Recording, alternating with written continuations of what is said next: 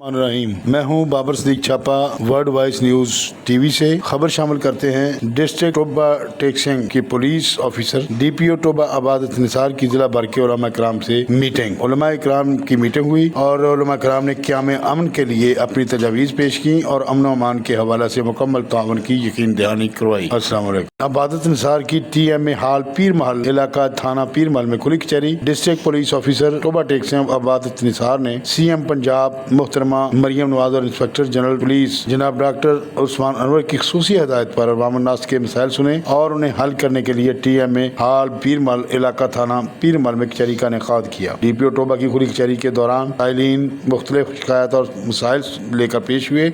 DPO Toba ने इनके मसाइल सुने और मौका पर उनके अहकाम दिए।